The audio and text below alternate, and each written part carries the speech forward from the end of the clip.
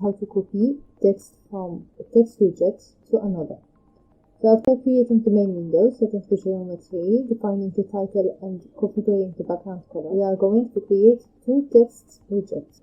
The first one will be called text, the second one will be called text2. So the first text widget will have main window as parent and the height equal to 10. Then we'll pack it to display it on the main window. The second text widget will have the same parent window, the same height, but when we will pack the widgets on the main window, we will add a vertical padding equal to 5, so there will be space between the two text widgets.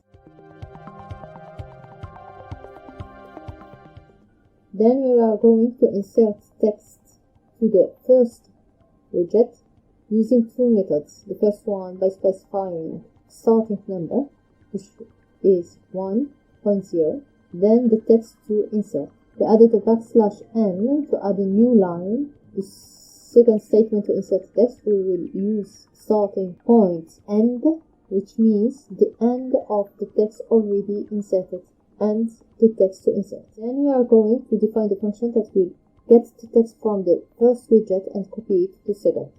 It will simply delete all the text available in the second widget by specifying the starting point and the ending point, which is end, and then inserting text after getting it from the first widget.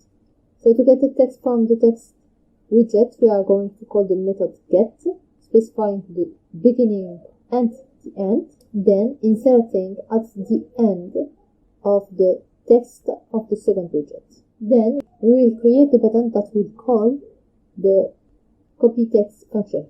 So it will have the main window as parent and as command the function copy text. We can specify background color too. Then we will pack it with a vertical padding equal to 5. Then we will call main loop.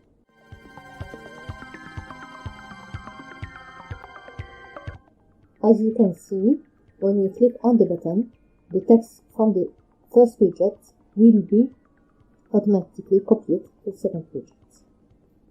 Thank you for watching and see you in the next video. Bye.